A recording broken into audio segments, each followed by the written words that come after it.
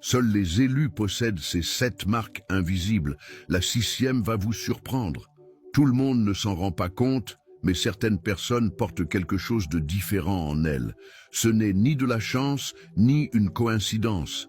C'est un appel divin qui façonne chacun de leurs pas. Ces personnes possèdent des signes invisibles qui les distinguent au milieu de la foule, des traits qui ne peuvent pas s'expliquer par la logique. Tandis que le monde cherche des réponses dans les théories humaines, la Bible révèle que Dieu choisit ceux qui accompliront ses desseins. Ce n'est pas vous qui m'avez choisi, mais moi, je vous ai choisi. Jean 15, 16. Et ce choix s'accompagne de marques que peu comprennent, mais qui laissent des traces partout où elles passent. Avez-vous déjà ressenti qu'il y a quelque chose de différent en vous, une agitation qui vous pousse au-delà du commun?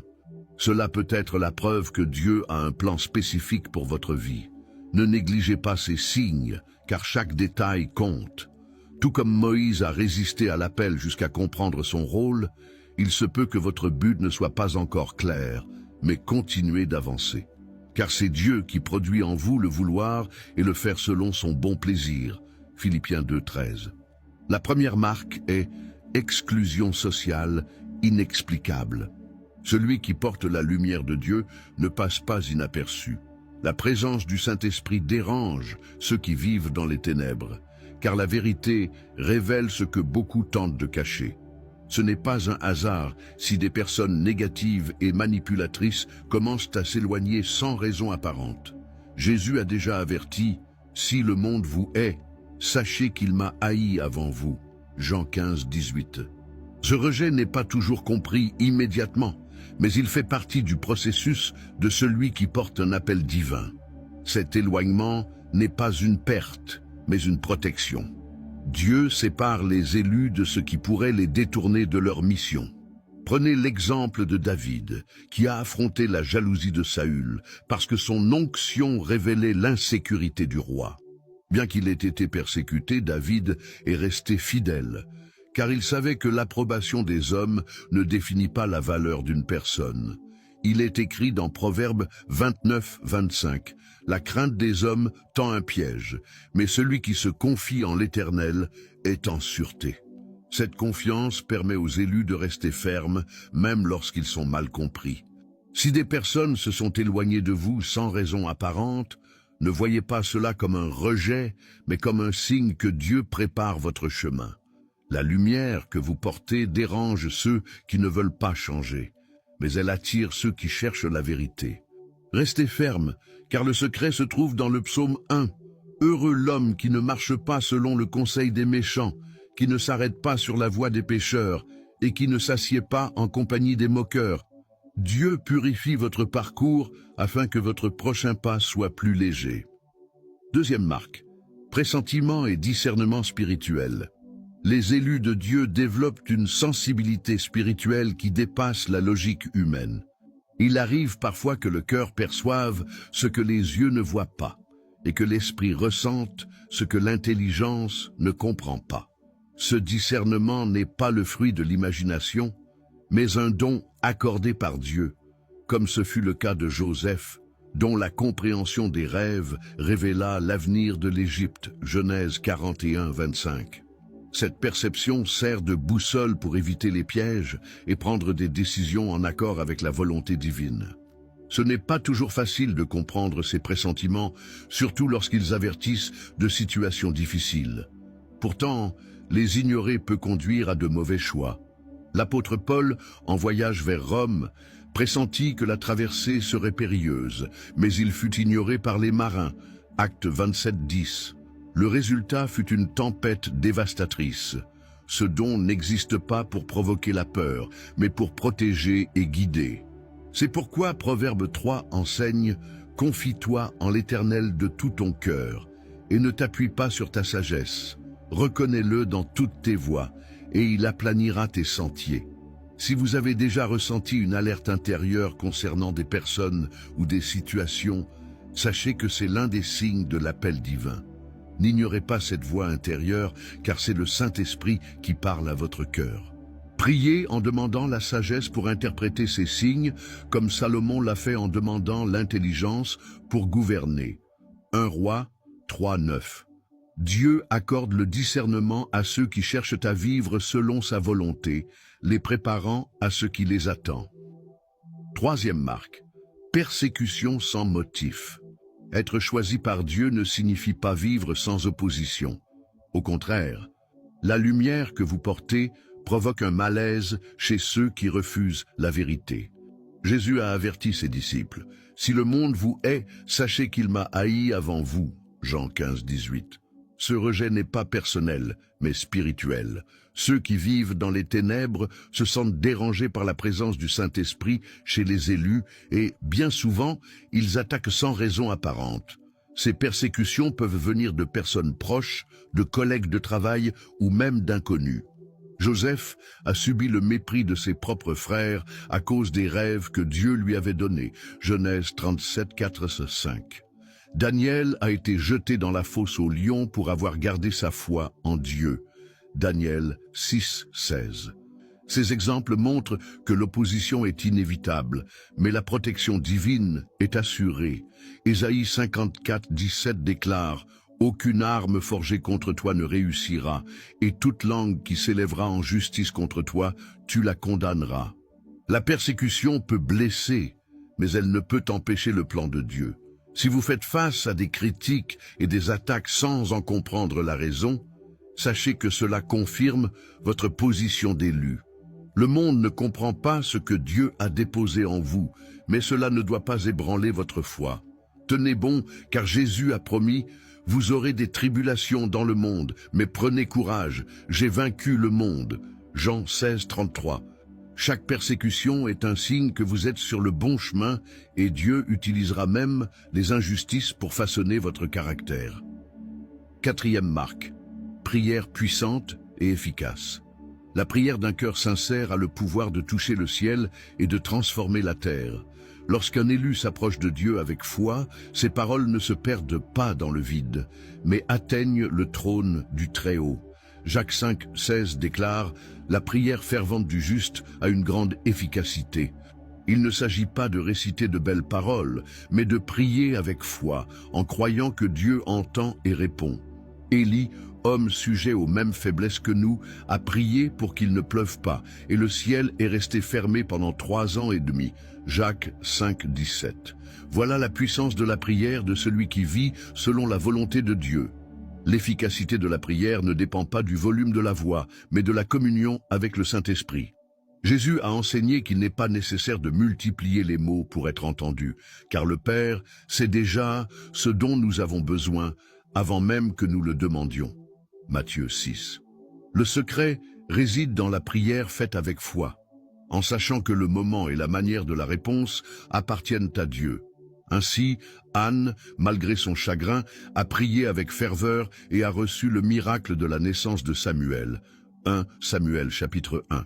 La prière sincère relie le cœur humain au cœur divin, apportant la paix au milieu des tempêtes de la vie. Si vous avez prié sans voir de réponse, ne vous découragez pas. Le délai n'est pas un refus, mais une préparation. Continuez à prier avec foi, car Jésus a affirmé « Tout ce que vous demanderez en priant avec foi, vous le recevrez » Matthieu 21, 22. Dieu entend chaque parole, même celles qui ne peuvent être exprimées. Persévérez, car le prochain mouvement de Dieu peut être à une prière de distance. Si vous croyez à cette parole, écrivez dans les commentaires « Seigneur Jésus, je te rends grâce, parce que je crois que tu entends toujours ma prière. Amen. » Cinquième marque, sensation de ne pas appartenir au monde. Les élus de Dieu vivent avec une sensation constante que ce monde n'est pas leur véritable demeure. Il y a en eux quelque chose qui les empêche de se conformer à ce qui est passager, car leur esprit aspire à ce qui est éternel. Ce trouble intérieur est naturel, car Philippiens 3, 20 nous rappelle « Mais notre cité à nous est dans les cieux, d'où nous attendons aussi comme sauveur le Seigneur Jésus-Christ. » Ce sentiment n'est pas un isolement, mais un appel à vivre avec une perspective céleste. Ce malaise peut donner aux élus l'impression d'être déplacés, comme s'ils n'appartenaient à aucun groupe. Le monde valorise le statut, le pouvoir et les plaisirs éphémères, mais ceux qui ont un appel divin ne trouvent pas leur satisfaction dans ces choses. Moïse, élevé comme un prince en Égypte, a renoncé au trésor terrestre pour suivre le dessein de Dieu. Hébreux 11, 24, 26. De même, les élus vivent avec un sens de mission, car ils savent qu'ils ont été appelés pour quelque chose de plus grand que de simplement se conformer aux attentes humaines. Si vous ressentez que vous n'appartenez pas à ce monde, ne vous en effrayez pas. C'est l'un des signes que Dieu vous a choisi pour quelque chose de grandiose. Jésus a dit « Ils ne sont pas du monde, comme moi je ne suis pas du monde ». Jean 17, 16. Au lieu d'essayer de vous intégrer, embrassez votre destinée et vivez comme un ambassadeur du royaume de Dieu, car, au moment opportun, il vous conduira exactement là où vous devez être. Sixième marque, affinité avec les enfants et les animaux. Les élus de Dieu dégagent une présence qui va au-delà de ce que les yeux peuvent voir. Les enfants et les animaux, avec leurs cœurs innocents, perçoivent cette essence spirituelle de manière naturelle. Ce n'est pas une coïncidence si, en s'approchant, ils se sentent à l'aise, comme s'ils reconnaissaient une bonté invisible. Jésus a dit « Laissez les petits enfants, et ne les empêchez pas de venir à moi, car le royaume des cieux est pour ceux qui leur ressemblent. » Matthieu 19, 14.